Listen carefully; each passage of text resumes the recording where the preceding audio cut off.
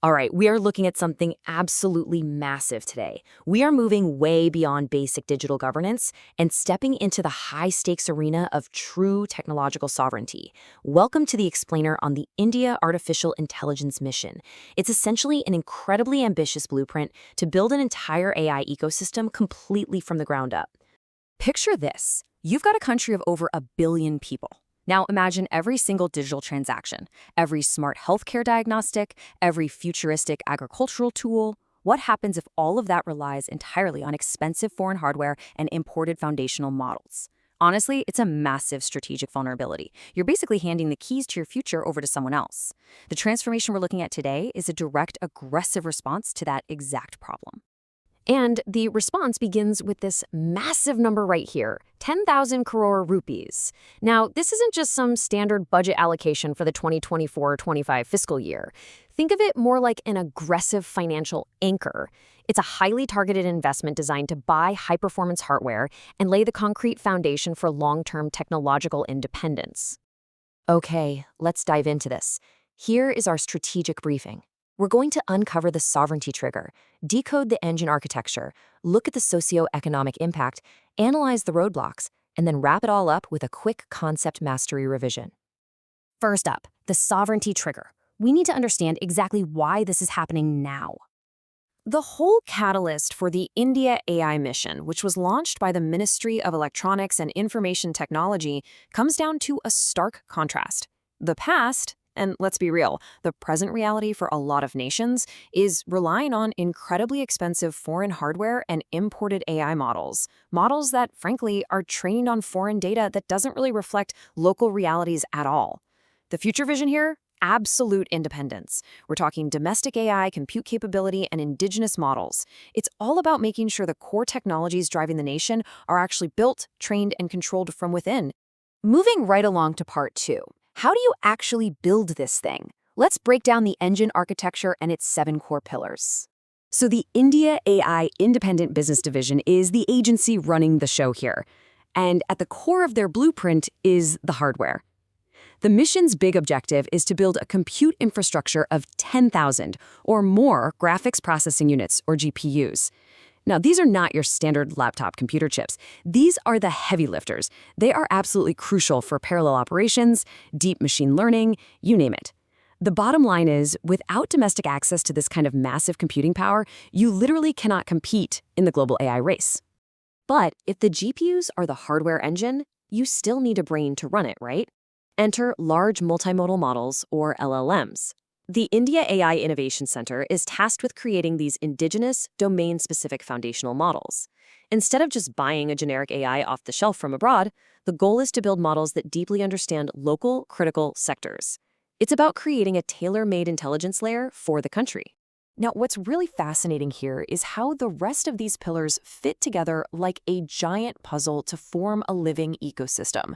You can't train those smart LLMs without data, right? So the datasets platform makes it easier for startups to access high-quality, non-personal data.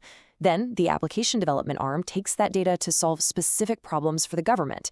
The future skills pillar ensures there are actually people who know how to run all this by setting up AI labs in Tier 2 and Tier 3 cities. Startup financing injects the necessary deep tech funding. And finally, safe and trusted AI acts as the system's guardrails to ensure everything is ethical. It is a completely self-sustaining loop. To put this into perspective, the real-world timeline flows exactly like this.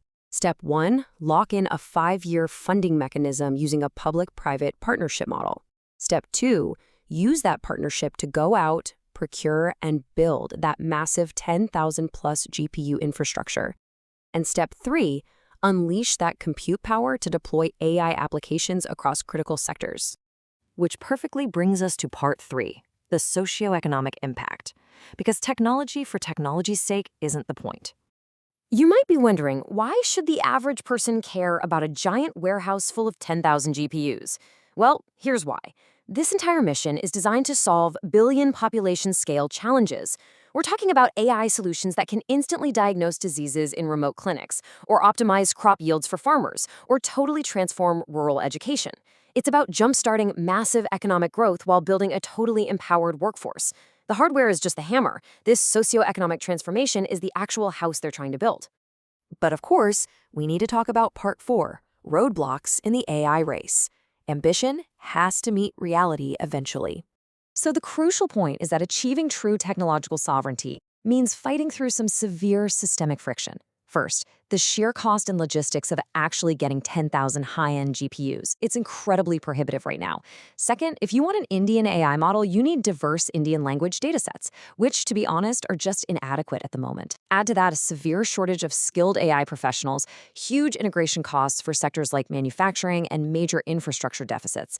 I mean, yes, cloud initiatives like AirWatts are great progress, but scaling comprehensive AI facilities across an entire country is a massive uphill battle. And beyond the physical wires and servers, there's a huge ethical dilemma: data integrity. As these AI algorithms start making real decisions that affect human lives, the risks skyrocket. If a homegrown AI model is trained on flawed, biased, or tampered data, it's going to spit out skewed, high-risk outcomes that could actually harm citizens. Managing this responsibly isn't just some boring regulatory checkbox. It is absolutely make or break for whether the public will ever actually trust these systems. All right, let's bring it all together with part 5, our concept mastery revision. Let's do a rapid-fire recap. If you remember nothing else from this explainer, lock these 5 takeaways into your brain. The anchor is that massive 10,000 crore budget for 2024-25. The hardware target is procuring 10,000 plus GPUs through a 5-year public-private partnership.